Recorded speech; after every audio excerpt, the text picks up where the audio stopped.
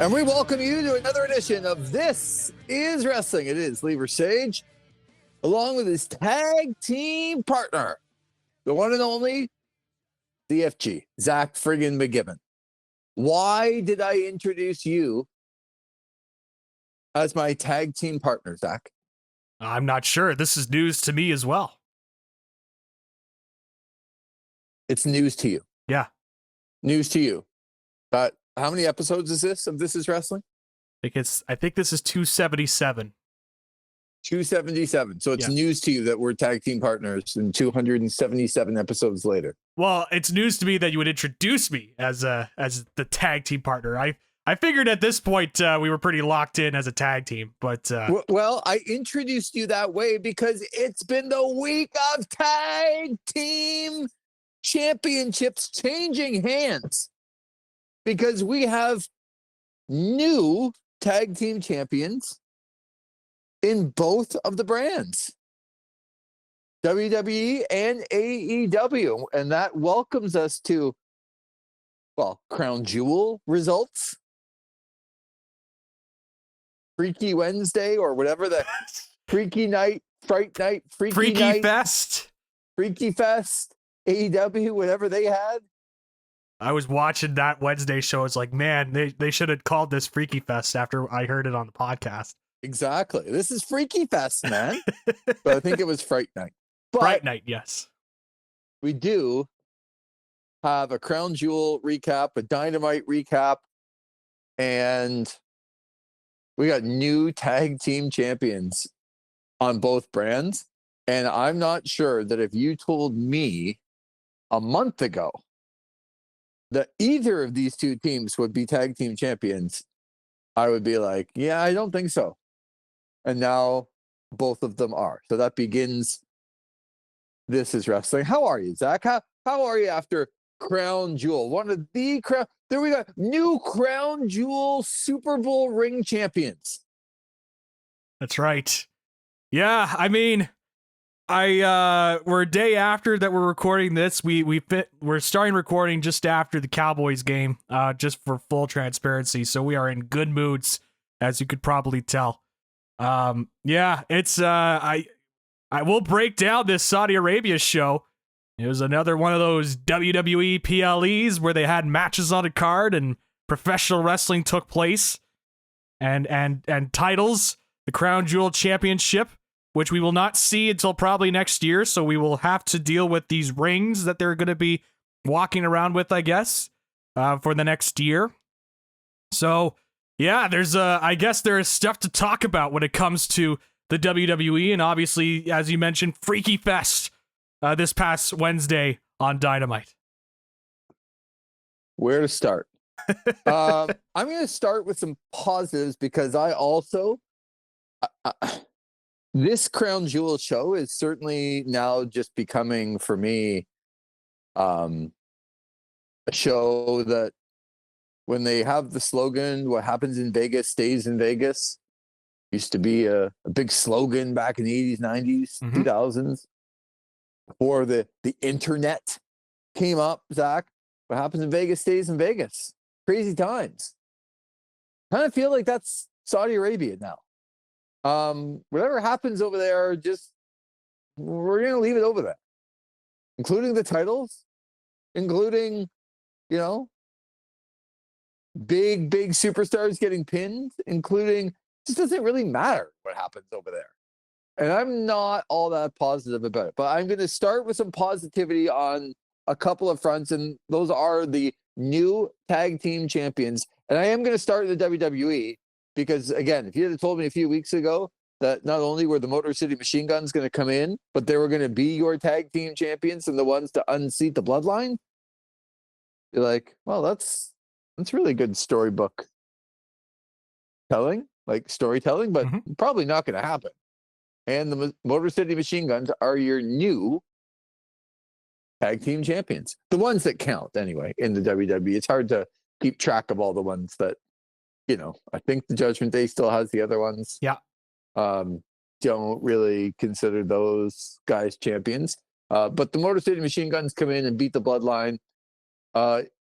Your thoughts after beating DIY earlier on in the night that they come in and are the ones that take home the titles? Is this a good move?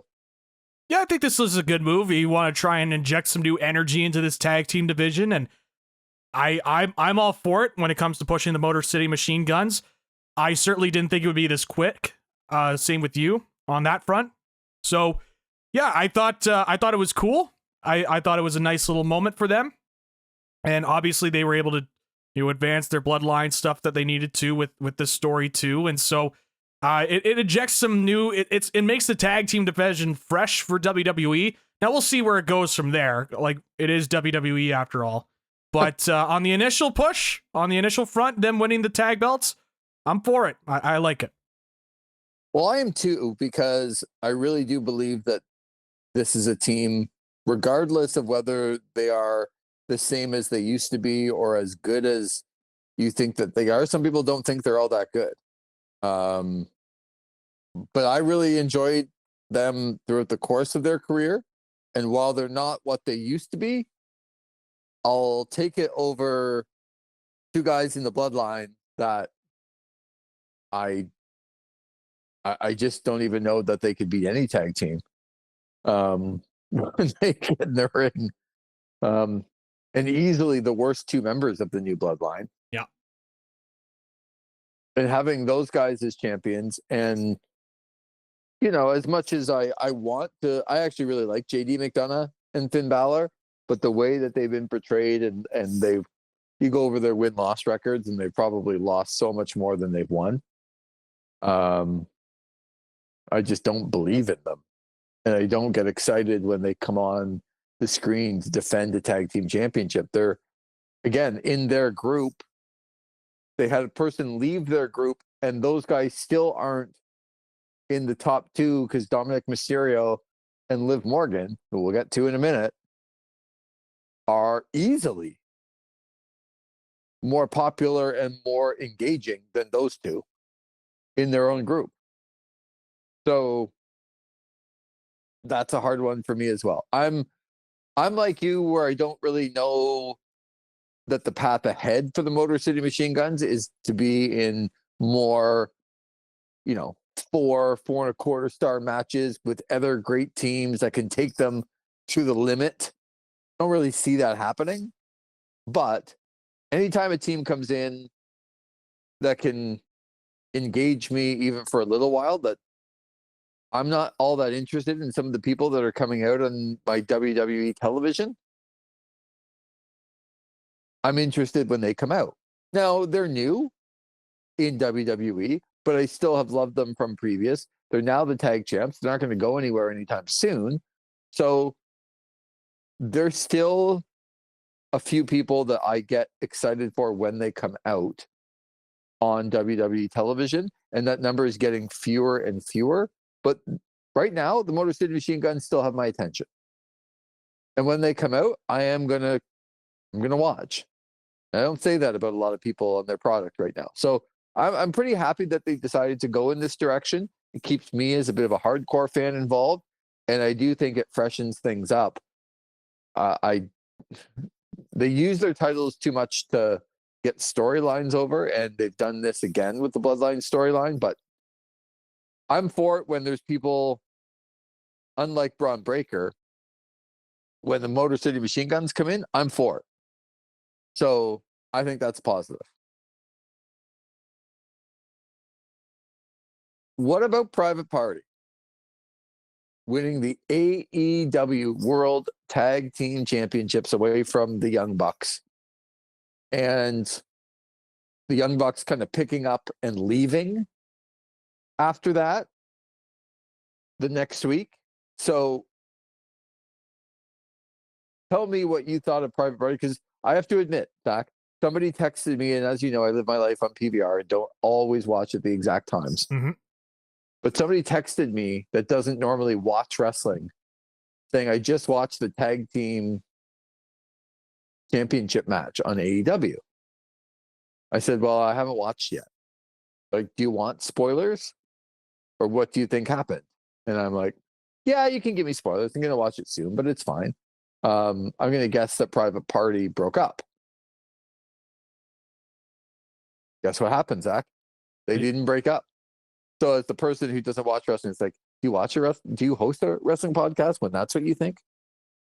They haven't watched the TV though, the way that was built up. Come on. Yeah, exactly. But good for them. I thought an entertaining match. I thought Bucks really put them over. And Private Party's your new World Tag Team Champions. Do you like it? What did you think of the match? Yeah, I thought the match was really good. As you mentioned, I thought the Bucks really did a lot to try and establish them and gave them a lot during the match. And I think that's a kudos to them to putting them over the way that they did. You know, the storyline, we've talked about it on the show here, how they've kind of built it up to this point, and the fact that they were in contention for the first place when they were just losing a bunch of their matches on TV. But in the end, they become the new tag team champions. It's been a long time coming, considering, they had the initial upset victory over the Bucks on AEW Dynamite on one of the first episodes of the show back in 2019. So now they're kind of moving forward with a push for them. I thought for sure they were also going to be breaking up the tag team and continuing on with this Bucks storyline. But now it's the opposite, and we'll see how they do with the tag team championships. It's a big opportunity for them to kind of show that they could be one of those tag teams, those premier tag teams in the division. And in the case of the Bucks, the way that they, handled it with, them going to go work from home, brother. And that to me kind of signifies that we might be seeing the end of this Authority storyline pretty soon when it comes to the Bucks and Okada and Jungle Boy Jack Perry. I think that that might be coming down the pipe here too. So I liked it. I liked that it kind of put one team on a different path and it put the other into a path of their own as well. So I thought it worked out pretty well. Yeah, I did too. And let's talk about Private Party for a second before we talk about the other storyline, because that kind of veers off from the tag team championship part of it. Do you think Private Party are at the level right now that they can go on and keep these belts for a while and have some really good feuds? Do you think that they're transitional champs or no? That's a good question. As of today, I view them as transitional champions. I think what will happen here as the Don Callis family starts to establish itself a little bit more is that I do think eventually you'll see that Archer and Cage team sort of, the way that they've been booked right now is that they've just been dominating their opponents, and I know they've been squash matches, but I think eventually you'll see them, face off against Private Party for those belts and then get those belts, and then just as a way to kind of get that Don Callis group over even more, because you've got Takeshita with the belt, and now you can have the tag team belts with the Don Callis family as well, and you can add some more emphasis and meaning behind Don Callis saying, "Oh, I'm the mastermind of all of this. And look at all the title holders I have in my group." So I think this is leading to a transitional champion phase, and this could work out to be you kind of have the Private Party kind of build themselves back up so that they could have that future rematch with them, and you can have them have their second title win mean that much more. So, but all that to say, I do view them as transitional champions because of the way that they've been booked on TV so far, heading into the title match. And I know that the Bucks gave them a lot, and I know that they had that lengthier program with the Bucks, but before then they were losing a bunch of their matches. So I just view them as more of a transitional champion at this point. Okay, because you're talking about this, let me throw out a theory to you then for you to think about. Instead of Cage and Archer, we saw Mark Davis back on television. Mm-hmm. I'm not sure that Mark Davis is, how do I put this? Like, if they're just going to put Kyle Fletcher over Mark Davis in the next weeks to kind of build Fletcher up, I don't really know where that leaves Mark Davis in 3 weeks. Like, for his career. Mm-hmm. Guy was part of the United Empire. The guy was part with Will Ospreay and Kyle Fletcher. I'm not saying he was better than those two guys, but that was a hell of a team. Would you agree with that? Oh, definitely. Can we not see a scenario here where Mark Davis turns on Will Ospreay and joins the Don Callis family, and Kyle Fletcher and Mark Davis become your tag team champions? I'd be for that too. And you could have, if you're really committed to the Fletcher push, which it looks like they are right now, and having 2 belts on him, that could be something as well. Or I should say the belt on him in the case of being a tag team champion. So yeah, I could see that happening. Well, I think they're committed to Fletcher for sure. Yeah. But you have Takeshita with the international belt. Unless you're pushing Fletcher to win this Continental Classic, I don't know. But to me, it always goes back to your top stars. What are you doing with Will Ospreay? To me, Ospreay battling the family that are all now pushed to the moon and champions. Because again, I just asked you what happens to Mark Davis if he just goes in and I'm kind of mad at you. No, I'm with Will Ospreay, but then Kyle Fletcher will go over Mark Davis if they wrestle, correct? Oh, absolutely. Yeah. Right. So that where does that leave Mark Davis? I have no idea. He's just another guy, especially to the American audience. He's just another guy. So then I would ask you, if they build Kyle Fletcher up and all it is to get into this feud with Will Ospreay, he's not beating Will Ospreay. Would you agree with that? Not at this stage, no. Yeah, he's not beating Ospreay. Right. So if he goes up against Will Ospreay and loses, where does that leave Kyle Fletcher? Kind of a tough position. Well, yeah, in the family and kind of just another guy in the family. Like, yeah, they might push the family, but he's just kind of another guy and losing to Will Ospreay. My thing would be if you're going to have Will Ospreay go up against his family, you're going to push these people to the moon. So now you put Takeshita as the international champ. I would put these guys as tag team champions. I might even do something here where they get the belt off of Jack Perry and put it on Kyle Fletcher as well. Like, I'm not saying Perry versus Fletcher. I'm just saying you transition somehow, some way. You find a way to get that belt onto him. Yeah. Yeah. So whether it's the Continental Championship that he wins or he gets the TNT belt, you got to build this family up because the world title is not coming to the Don Callis family. We can agree on that? Correct. So if the world title isn't coming, what is coming? And I do think they're going to push this family, especially with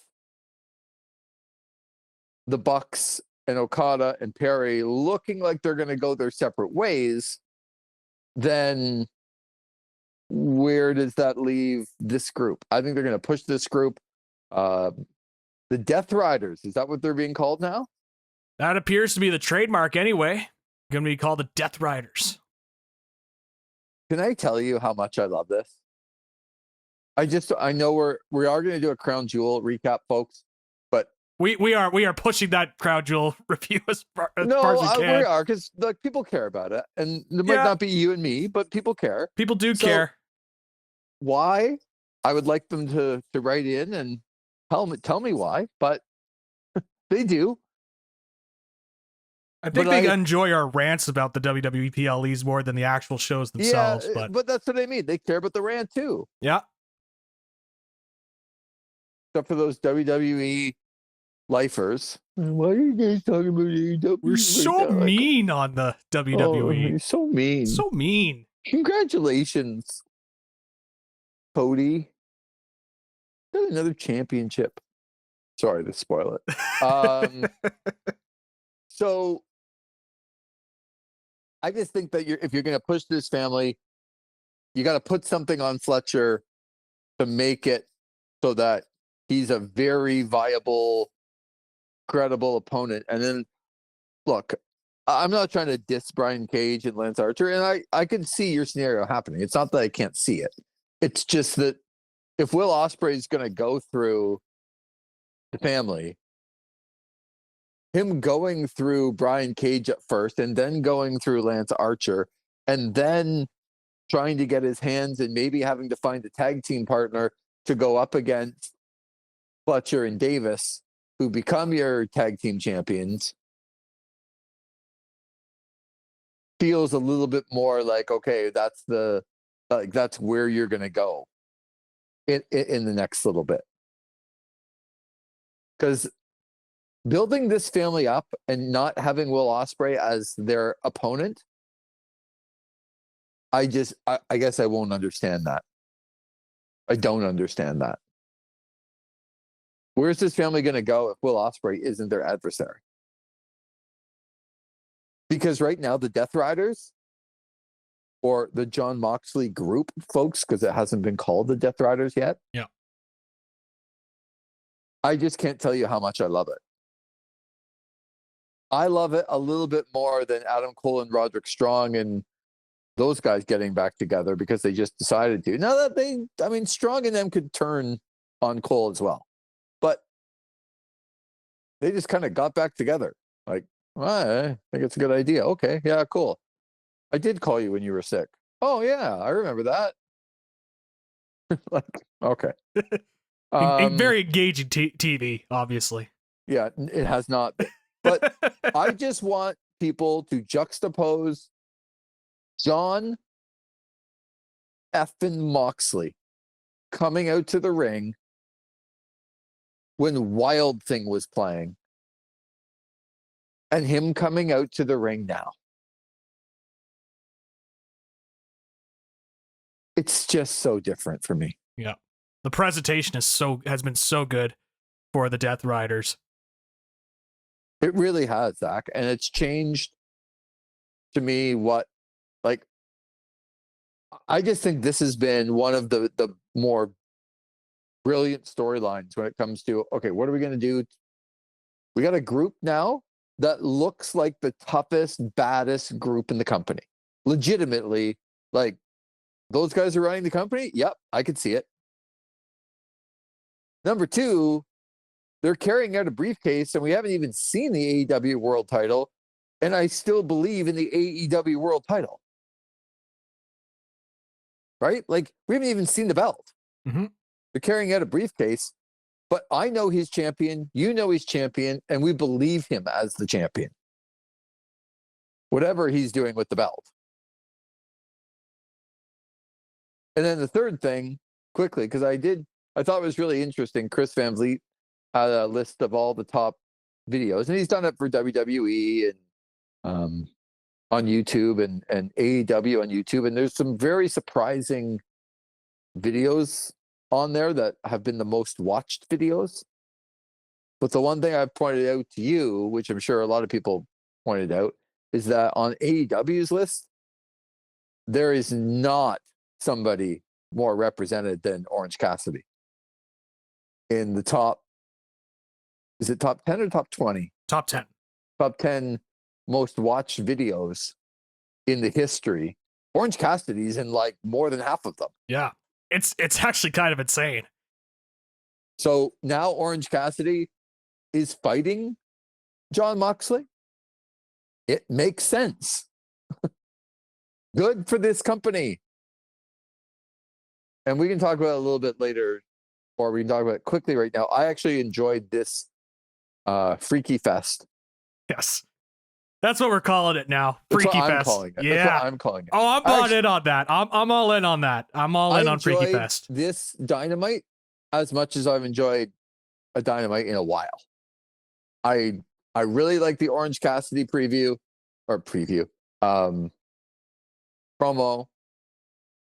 I thought it was good. I thought Hangman Page talking to Jay White was really good. I really enjoyed the tag team championship match. And then we got the debut of Bobby Lashley in AEW. I didn't think that was bad either. I'm not a Bobby Lashley guy, but I didn't think it was bad. And I'm glad they waited for the main event because it still put Swerve Strickland in that Swerve Strickland main evented that show when they were putting Private Party over to the moon. I thought it was interesting that bringing Bobby Lashley back and Swerve Strickland main evented that show as opposed to putting Private Party over to the moon on the same show. And I know there's a couple things I'm forgetting during the show that also happened, but there wasn't much on this show that I didn't like. And I haven't said that about Dynamite in a while. So, the Death Riders were out answering the challenge. The Wheeler Yuta thing's interesting to me too. How he used him as a sacrificial lamb, but he still put the boots to him. I find that storyline within the Death Riders interesting. You? Mm-hmm. Oh yeah. I there's a lot that's been, this seems a lot more focused right now when it comes to how AEW wants to put together their storylines and what they want to get over. There is a lot better focus in this company right now. And that's been my critique with them over the last couple of months is, it seemed like there were not standards being put on to some of the storytelling that was being put on the screen, and it affected the quality of the shows. And we know that with these Dynamites, especially early on when it was starting, that we know the level that it could reach. And so I thought this special edition, Freaky Fest Dynamite as we're calling it, I thought this was a really strong show too, in terms of angles that they wanted to get over. Some of the matches were good as well. I thought this was a really strong episode. I really enjoyed it. And it's got me intrigued on where they're going when it comes to storylines. The Death Rider stuff has just been fantastic. I love the presentation of that group. Like you mentioned, there's like this seriousness. There's this edge with them that I think has been totally lacking.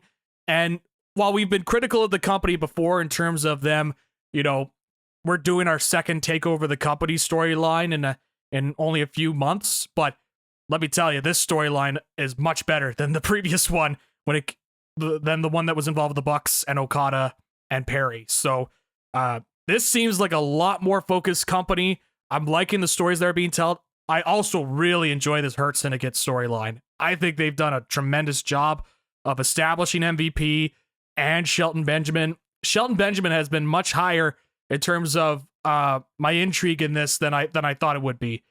Because Shelton has been a guy that I always hear about. He's got this high upside, high potential, but even when he worked outside of WWE and he worked for a New Japan and he was in Ring of Honor for a time with Charlie Haas and all that, he was good, but he wasn't at this level that I think others kind of saw for him. But this run that he's been putting in, with some of the match quality that he's put in, has been really, really good. And obviously the debut of Bobby Lashley, and I thought the way that's been handled has been fantastic. So that's another storyline for me that's really been hitting well. I've really been enjoying this Hurt Syndicate versus Swerve Strickland storyline that's going on right now. So a lot of good focus in AEW. Obviously things could change. We know with AEW that sometimes they can fall off the beaten path and all of a sudden the TV just seems discombobulated and unorganized. But right now everything seems like there's focus on what they want to do. They have a goal in mind for a lot of their storylines, and it's translating to the television right now, especially in that episode of Dynamite, which I thought was really good. All right, let's get to it. WWE Crown Jewel 2024, and headlined by, a number of matches that you had champion versus champion, Cody Rhodes against Gunther, Liv Morgan against Nia Jax. For the right to call themselves Crown Jewel champions, we found out the Crown Jewel belt will not come back to North America. Will stay in Saudi Arabia. They'll come back with rings.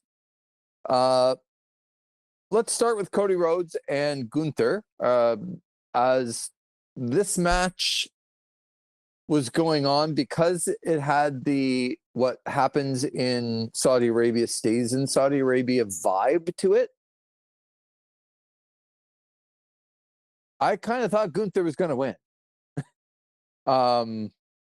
Now, that's a little bit predicated on hope and the fact that Gunther, as a world champion, isn't going to fade into this oblivious background that we're never going to see him, and it's just all Cody all the time. But I do understand that nobody is bringing in the numbers, the merchandise, the sales that Cody Rhodes is right now, and they seem to be all in on him. What'd you think of the match, and what'd you think of the winner, it being Cody Rhodes over Gunther? I thought the match itself was good, but I was hoping for more, especially with the caliber of the talents between these two and Cody and Gunther. I was hoping for a much higher level match between these two, and we didn't really get that. I on this show said that I think Gunther should win this match, because if you want to establish this guy and you want to say he's a legitimate threat as a champion and all that sort of jazz, what better way to do that than to beat Cody Rhodes? And would it really have hurt Cody Rhodes if he lost to Gunther? Like, I look at this and I say to myself, man, like, I get what you're saying. Cody's the top dog. He's the guy, and he's, you know, bringing in the merchandise and the tickets and all of that, right? But you've got all these title belts that in this company, and you want to try and make me believe that this World Heavyweight Championship belt means something. And you are pushing Gunther as a guy that's been dominant since his time on the WWE main roster. I think he shouldn't beat Cody Rhodes here. I think it just makes a lot more sense. Instead, I think they went with the babyface ending, Cody getting the big victory, and then they could do the confetti and all that going up and celebrating his Crown Jewel championship, which he will not bring back to North America. Instead, he will just kind of show off a ring.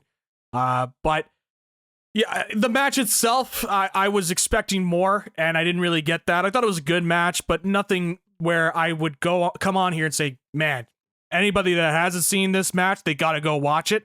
I wouldn't go far with this one. I thought it was a good professional wrestling match.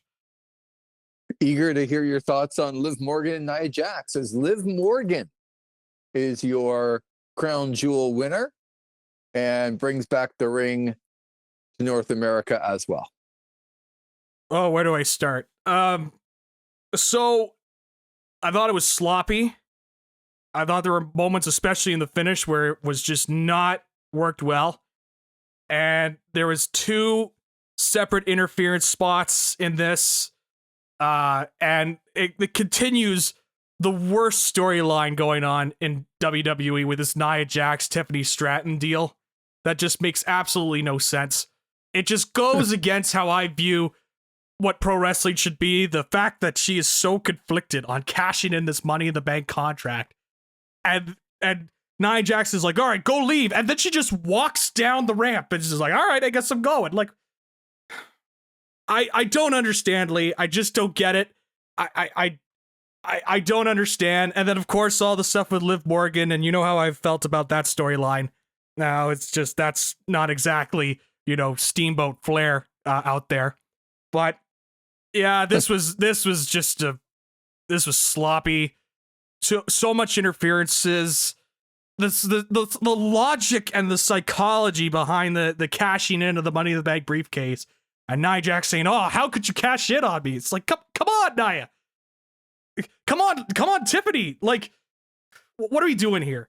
And then Liv Morgan won, and they treated it as this big moment. She had tears in her eyes because she won the Crown Jewel Women's Championship, and Triple H, I guess, had no issue with any of the interferences in the match, and he had no issue with the story or the controversy that came out of it, and the way that Liv Morgan won. He just lifted her hand and said, "Congratulations, you won this match, and here you go, and here's the title," and there's tears, and I wasn't feeling this one, Lee. I really wasn't. For me, this one way too convoluted. Overbooked is what I was looking to try to say. And look, you know what happens? Why people overbook things? Because the talents in the ring aren't good enough. That's why things get overbooked a lot of the time. Especially in WWE right now. Right. What can we do to make up for the fact that they probably can't go out there for 18 minutes and have a really good match? Because when's the last time either of those women were in a really good match? But I get it. Liv Morgan, they've just signed her to a new 5-year deal, Yep. and they're going to push her to the moon. She is a big part of, her and Dom have got near the top of people's brains when it comes to what they want to watch, like it or not. So I get why she won here. I don't have any need to put Nia Jax over more than what she needs to be. I just wouldn't have had her win this way. I probably would have had her a little bit more clean if you're going to celebrate it like they did. It was just so weird. Riding out on the same cart with Cody Rhodes, and like they're basically treating her like a hero. So have her win like a hero. Yeah, she was a heel. She won, and then they're celebrating like, oh, what a great moment, and blah blah blah. Like, it doesn't add up at all. No. Like she's reacted like it was this big babyface win when she cheated to win. What? Come on! Like, it's stuff like this that bothers me when it comes to the booking of this company. It's just the lack of consistency. But they're not good enough to overcome it, the wrestlers themselves. No. So I'm telling you, that's why they're doing it. You might not like it, but they're doing it because they feel like they have to, because the wrestlers themselves can't go out there and do it on their own. Now, the whole psychology, and I'm going to get a rant, and I'm going to have to stay out of your way when Tiffany Stratton cashes in and wins, and then goes on to tell us that her plan worked all along, and all of the things that she's ever done were just a ploy and faking everybody out. I'm going to have to get out of your way on that episode. That would be volcanic if that was happening. That's going to happen, Zach. I'm telling you right now. She is going to cash in at some point, and she's basically going to say that all of the things that she's done in the lead up, she faked everybody out. It was all part of her master plan. Yes. She was smarter than everybody else. That's going to happen. Well, she might be right, because I did feel dumber watching it, so she might be right on that. But the logic in what they're trying to convey to the audience is just pure stupidity. Yeah. Like it's so dumbly. Like, it is so stupid. Like, this is... I've gone on... People could go listen back to the SummerSlam rant about that logic and how... Just imagine that, like, just she comes in and she's all conflicted. Should I cash in? Should I do this? I have the briefcase, blah, blah, blah. They're both in a precarious position. Like, win the title. Just win the title. What your friendship with Nia Jax that isn't even a month old before she won the title is not as important as winning the title. It just isn't. So stop with this second guessing. Just do it. If you're not going to cash it on Nia, then just cash it on Liv Morgan and be done with it. What's with this conflict? This has been a plague that's been going into pro wrestling booking, not just WWE, but AEW has been victims of this as well, TNA. Just this conflictedness that's going on when it comes to hitting moves or winning titles. What? You were trained all your life to win titles and hit moves. And then you finally get into a position to do just such that. And you have a conflicted nature to say, oh, I can't do this because of blah, blah, blah, because of my friendship or because of this. You worked all your life for this. What's going on? Why? Is pro wrestling sailing me by? Am I the crazy one here, Lee, for thinking this? Or just... Usually you are, but not today. Not today. It's just a bad story. Just a really bad story. All right. 3-way match, LA Knight, Carmelo Hayes, and Andrade for the United States Championship.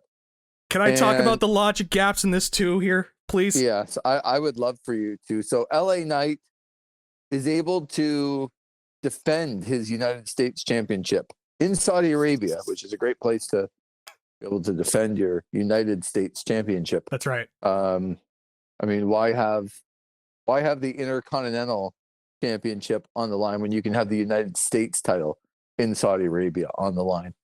But he's able to thwart off both Carmelo Hayes and Andrade and keep his United States title.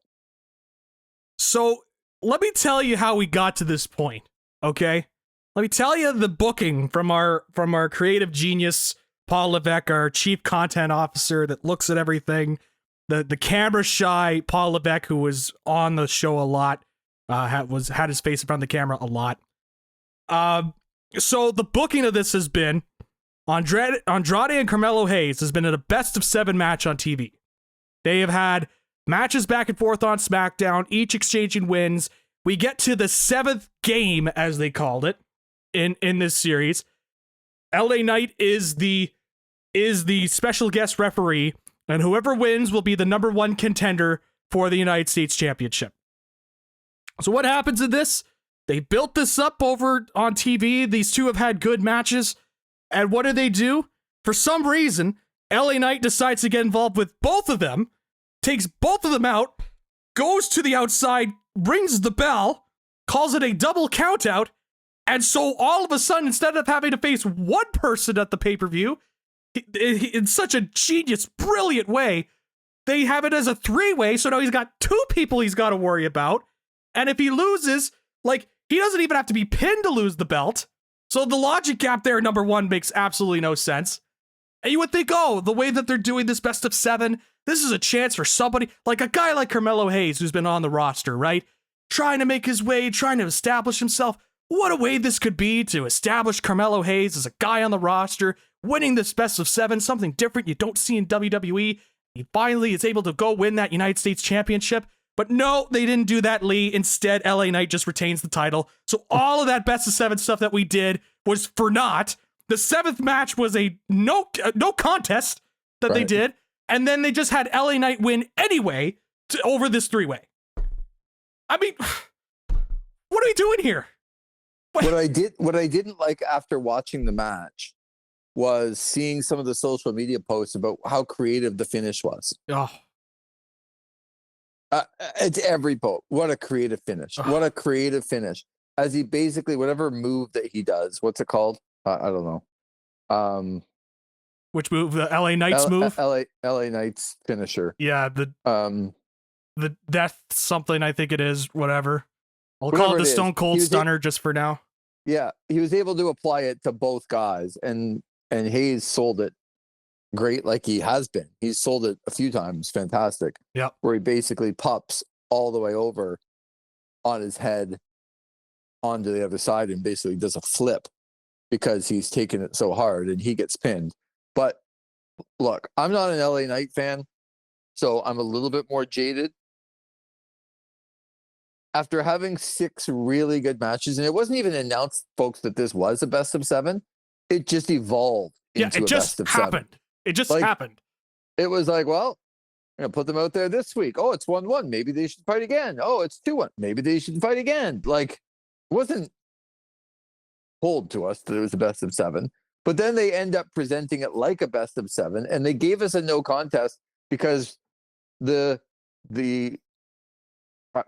and I'm having a hard time with these champions that are face champions but bad guys, right? Like, yeah, that element too, by the way. Like you're trying to do everything you can to be Steve Austin, but you can't. Yeah. So we're gonna have a face that the crowd's gonna cheer, but he's gonna do everything evil and wrong, including screwing up the entire Game 7 match, and somehow he's cheered about that. So then these two wrestle 6 times, 3 winners each, Andrade and Carmelo. They don't get a resolution because of a jerk referee, and then they go in and that jerk referee just wins anyway. Cool. Yeah, brilliant. Like, brilliant. Like, where does it leave any of those guys other than maybe because of the way Carmelo came up, it kind of vaults him a little bit up, but I just he took the pin as well, Carmelo. Yeah, I know. Because I'm sure Andrade was like, brother, I'm not taking the pin after all that. Just knowing Andrade is like, brother, I'm not doing this. So Carmelo, unfortunately, has to take the pin. Yeah, Andrade's actually had his shoulders down 3 times, so yes. You wouldn't want to. Game 7 and the 3-way? No. Yeah, no shoulders on the mat tonight here, brother. I'm not going to be a part of that. No. Anyway, so I'm not. If this were somebody else, a real face, And they did all of these moves, including wiping out Game 7, when that's the whole lead up, that's the whole build, and then just having an okay match because of the other two guys and winning. I just don't get the LA Knight thing. I never have. I never will. I understand that people like him. I don't want to be in the way of people liking him. I just don't like him. And now he's doing all these heel tactics as a face and just going over more talented people than him. It's like, okay. Let's get to the new bloodline defeating the OG bloodline. This match opened the card. Did have some elements. I have to say, before I get your analysis, that I didn't love the match because it plodded along like a lot of Roman Reigns' matches, as you pointed out, plod along. Yeah. So it plodded along real good. But I think when you're kind of writing the scripts, you're just kind of making fun of Paul Levesque there, the great. I think with this one, it's kind of what I would have liked to see. You need a big victory. Solo Sikoa pins Roman Reigns' shoulders to the mat. You get Sami Zayn coming in. You get a little miscommunication. You get some trust issues. I don't mind the way that this was done. I wish the wrestling were a little bit better in the middle of it. But from a storyline perspective, I get it, especially leading into WarGames. I actually think it needed to happen this way. And the writing part of this, I like. The execution of what it was just okay. Yeah, I didn't mind the angle either. It makes sense. So I'm not going to knock him on that one. I will knock them on taking 16 minutes, 35 seconds of my life away, having to sit there and watch them plotting along, as you mentioned. Emphasis on plot, by the way, because they're very big on telling that story in the ring. Those headlocks, Lee. Oh, so much storytelling being conveyed on those headlocks and those moves in the ring. That slow plodding along. I think the entrances are still happening as we're talking as well, because that took forever and a day to get going. I don't really have too much to say. It's a lot of my reviews of these Bloodline matches. They're very slow. They're very plodding. They milk those crowd reactions for what it's worth. They will it's practically dry at the end. And you know what? Can't fault them for it. The people are reacting, so might as well, play to it. But, I can't honestly tell you anything exciting that happened in this match. I really can't. I do find it hilarious, by the way, that in this sort of match, the 6-man tag team match, that in the new bloodline, Solo Sikoa, Jacob Fatu, Tama Tonga, Tonga Loa. Tama Tonga and Tonga Loa are the actual tag team guys that have worked with each other. But Tonga Loa is so awful in the ring that they don't even bother to put him in the ring in the match at all. They just have him at ringside. And because they know Jacob Fatu is the better wrestler. So, if you were to told me a year ago, oh, it's going to be Solo Sikoa and, the Gorillas of Destiny taking on Roman Reigns and the Usos, I would have thought, oh, that's a great match. That's a marquee match. But they realize, oh, this Tagaloa guy isn't that good. So we've got this Jacob Fatu guy who's very, very good. And we're just going to put him in there because we cannot trust Tongaloa with an angle, let alone a match. So, yeah, this match, it plodded along. It sure did happen. I sure did watch it. And I sure saw everything that happened in that ring. But I did think the angle stuff that they did at the end was somewhat interesting. Bringing Sami Zayn back, especially kind of going into WarGames, as you mentioned. So I won't fault them for the angle. I will fault them for taking 16 minutes and 35 seconds of my life away.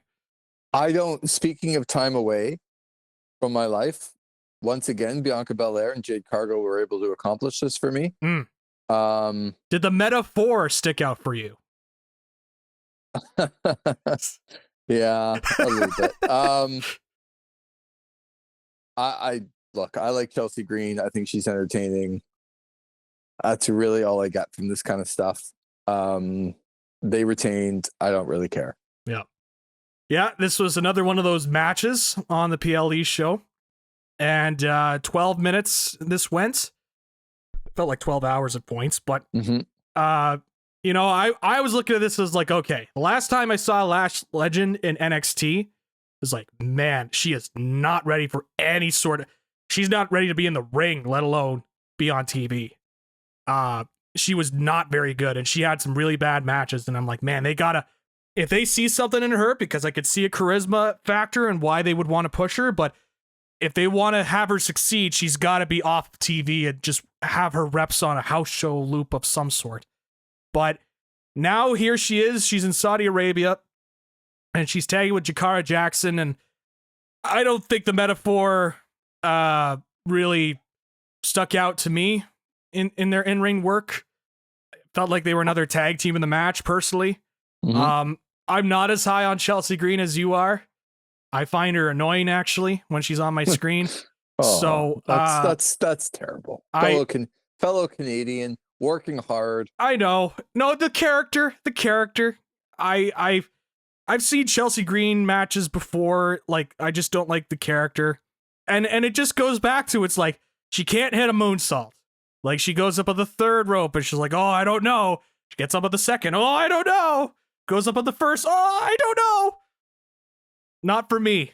Not for me. You trained all of your life to get to this point. To get to this stage where you're challenging for the women's tag team championships, and you cannot perform a move. I mean, what are we doing here? But all that to say, yeah, it was a match on the card. All right. It was 12 minutes, and Bianca Belair and Jade Cargill retained. I didn't think it was that great. There were definitely a couple of moments. The way that they put this match together was, you know, I'm going to let you hit your move, and then I'm going to hit my move, and then you're going to hit your move, then she will hit her move, and then we're all going to hit our moves, and then we're going to get a big finish at the end. That's how the match kind of went along. And sometimes those can be fun, but then other times, if one person is not, you know, in tune, the whole match will collapse, and that's what happened here. So it was, it was a match. That's my review. All right, Seth Rollins and Bronson Reed. Do you like this feud?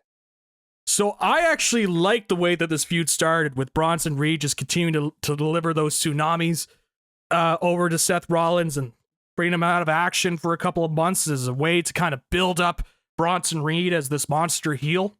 So I like that angle that they did on that Raw a couple months ago. And trying to establish Bronson Reed right away. It kind of reminded me of when Vader was, went after Gorilla Monsoon a couple of decades now back. So I liked it from that standpoint. I think the feud has been interesting in a way to try and elevate Bronson Reed. So I did kind of like it. I thought it was different. The match here, I thought it was good. I didn't love it. I didn't hate it. It was all right. I was kind of hoping for a little bit more from Bronson Reed here. But I thought it was all right. A lot of this was like, I was kind of wanting a little bit more. Really was my sort of takeaway from this. Yeah. Look, I think I would have liked to see Bronson Reed go over in this spot. Yep. I don't think Seth Rollins needs to beat him in Saudi Arabia. And I think, again, it's about establishing new people. If you're going to tell me that Bronson Reed beats Seth Rollins coming up soon, I can deal with it. But I don't know if that's going to happen. Why not have him win over there? And, I think at some points I was watching and Seth Rollins is just so over everywhere he goes because of a stupid song. But the crowd was kind of pulling for Bronson Reed. Mm-hmm. Like, there's some back and forth for sure. I would have put Bronson Reed over here just to try and establish him as a guy who can always say that he beat him in a spot where actually no one saw it. Yep. Right? Yep. It's like going into a house show. I beat you 3 weeks ago in Tacoma, Washington. No one saw it, but that did happen. Yeah. So look at the records, brother. Like, look at this. I beat you, brother. I didn't mind this. I just like to see new stars getting over. And I like that Seth Rollins is putting Bronson Reed in this position. The WWE is putting Bronson Reed in this position. I just would have liked them seeing a little bit of a different result, but that's okay. I thought it was decent. Yeah, it was all right. It was all right. Kevin Owens and Randy Orton. I'm a Kevin Owens guy here. I don't quite know where they're going, so that keeps me intrigued. This just ends in a no contest, and I don't know. I'm watching it going, I'm kind of enjoying it because I like Kevin Owens, but I don't know what they're doing or where they're going with this. I'm a little bit confused. Yeah. Well, I think they saw the match card and they said, whoa, 7 matches? We've booked 7 matches on this show? We can't have more than 6. So let's make this a no contest and make sure we don't actually have a professional wrestling match. So I think that's what happened there. Because God forbid we have more wrestling on the show, on the wrestling show. So having said that, though, it is a Randy Orton match that I didn't have to watch. So thumbs up from me on that end. I don't have to deal with the Randy Orton headlocks. Maybe they would exchange headlocks in this heated feud. But yeah, the match never got started. It was just one giant angle. And Owens attacked Orton on the outside and talked about how could you betray my friend in Randy Orton. I'm sure they're buddies backstage and, exchanging tips on how to work their holds and all that. But I don't know.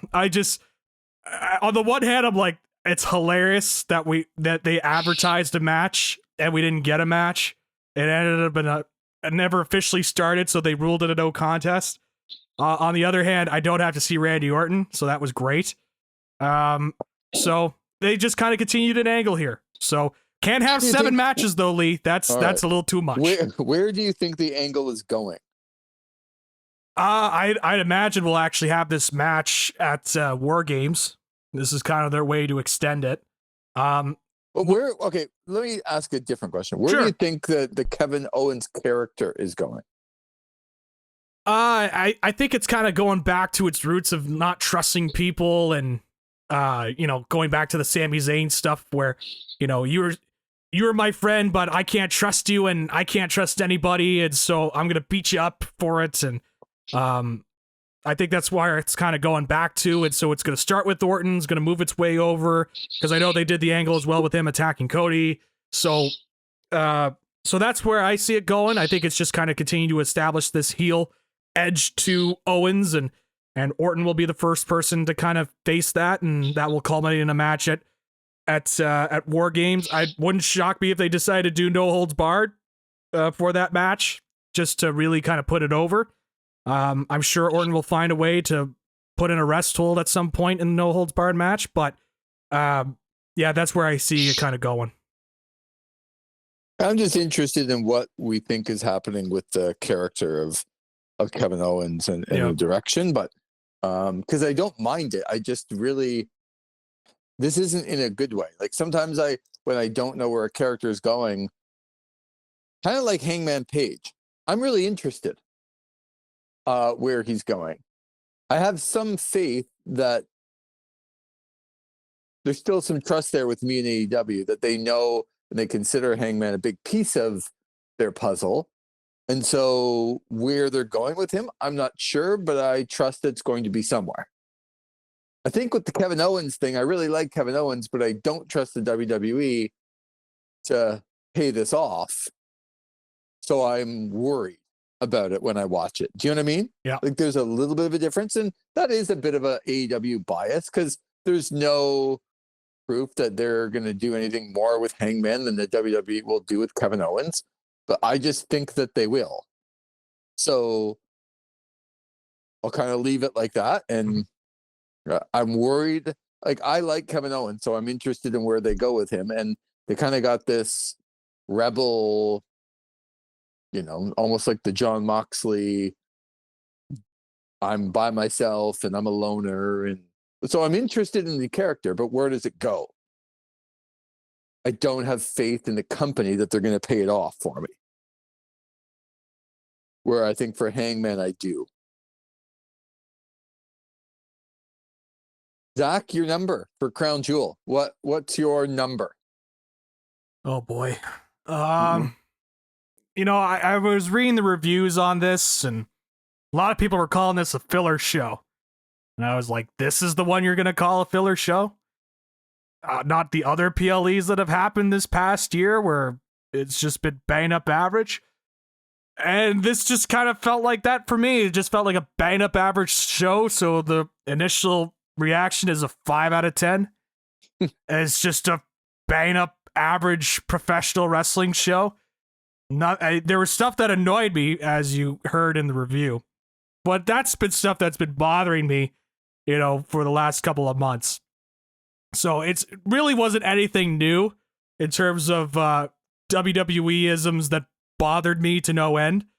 I still stand by that SummerSlam show is the worst WWE show this past year, and the more the months go by, the more I believe in that.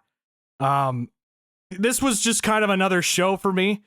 And obviously you have the Saudi Arabia propaganda aspects of this as well, where you just watch it, they're like, oh, did you know that Riyadh is one of the largest cities in the Middle East? Like, riveting, awesome. Glad I know that now. But yeah, it's a 5. It's a strong 5. There wasn't anything that was blow away. There wasn't anything other than maybe Liv Morgan, Nia Jax that could probably knock it down to a 4.75 or a 4.5. But I'm feeling nice, so I'll give it a 5 just for being bang up average. Zach's giving it a passing grade. If I brought home a 50% on my report card, my parents would be thrilled. I'm going to give this a 5.5, Zach, out of 10. Oh, there you go. Yep, because I'm feeling positive, and I'm going to put it over. The reason it gets more than like a fail or a 5 is the fact that no matter how it was executed, I think they got it right with their main storyline, and their main storyline above all else is the bloodline. They got it right where Roman put his shoulders to the ground when Solo was on top of him. That's the right call. Yep. Sami Zayn coming in, being a part of things and kind of messing things up, I think is the right call, so that you couldn't go into WarGames with the thought that they're just going to get obliterated, the new bloodline. And it's just going to be a massacre and everyone's going to go home happy. And now, and that might still happen. And it probably does. But with the dissension and the trust issues with Sami Zayn and the rest of Jimmy and Jay and Roman, they don't appear like they're on the same page. And the new bloodline does appear like they're on the same page. And so that has to get resolved, which, presents TV in the month of November. And going into the WarGames, there's at least a hint of a thought that dissension could lead through to another loss. And while I don't think it's going to happen, at least they presented the opportunity. And I was worried that they were going to go over and they were just going to beat them again and then beat them again in Vancouver. And then we might be done with it. And everyone's just going to be jolly, happy, and everyone's together. So for that reason alone, I'm going to give it the 0.5 point. But in saying that, I didn't get one match on this card that I would go back and say, you should probably even just take a look at this one. And when you have a PLE or a pay-per-view, look, I know at least I think we come across sometimes as AEW apologists and we're hard on WWE. But if you're a WWE fan, tell me what match a non-wrestling fan needs to go back and watch on this card. Because I can tell you on AEW pay-per-views, there are a couple of matches that you need to go back and watch. It's not all great, but there are matches that you can go at the end of it. Yeah, you need to go back and watch that. None of that happened at Crown Jewel. I can tell you that. For sure not. So how many more PLEs do we have to go through here, Lee, to finish off 2024? Other than WarGames, is that it when it comes to the PLEs this year? That's a good question. It's right at the end of November, so I'm not sure that they have. They usually have one at the beginning of January. Yeah. To kind of kick things off. So this might be the last one. Oh, but thank that's God. kind of Survivor Series is a major one. So I'm not going to put it in the same category as like a Bad Blood or a Saudi Arabia or a France or like I'm not going to put it in that category. It's more major. Yeah. As a Survivor Series one. So I think that's you know. But then again, we had that SummerSlam show earlier this year, and that was a major pay-per-view, and we all know how that turned out. But they screwed it up. But at least this is a bigger one that's supposed to. It's supposed to count. Yeah. So fair enough. So and I guess there is that Saturday night's main event show, which I don't think is a PLE, but that will be like a special. So yeah. Oh well. Coming up early December, Long Island. Okay. I just these PLEs this year have just been there's been some Zach, I'm going to be positive. Let's leave on a positive. 5.5. 5.5 because we all know how much 55 means to you in the world of the WWE. Zach, 55 minutes. See how I tied that back? Oh, that was fantastic. I actually went back and listened to that the last time you brought it up. It's like I haven't heard that rant since it aired. And you're good. You're still good now, Zach. I didn't realize I forgot how angry I was at the 55 minutes. It was so good. Oh my God. By the way, before we end off, are you excited for NXT to take over the ECW arena this Wednesday? No. You're not going to be watching NXT and be like, I was there in the ECW arena, and now nope. now NXT's the future of WWE are here to take over. And I can't wait for the ECW chance. Let me tell you, that's gonna go over the 2300 arena. That's gonna be fantastic.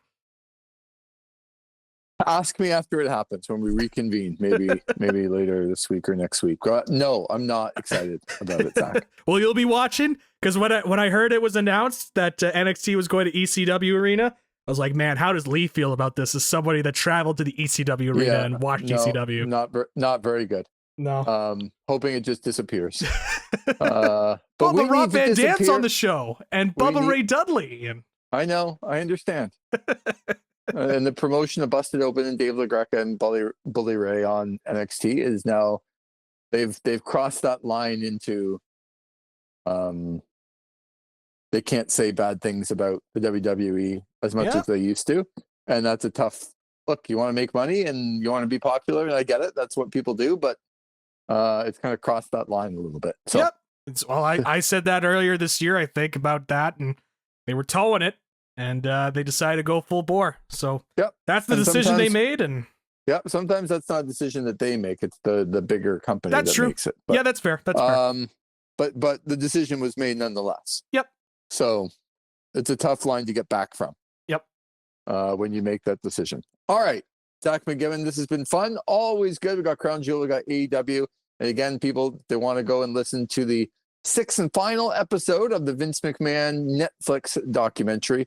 They will be able to this week. So lots coming out for This Is Wrestling. Have a good week, my friend. Yeah, you too. Should be an interesting week indeed in the world of professional wrestling. So should be a good one. For Zach McGibbon, I'm Lee Versage. Thanks again for listening to This Is Wrestling.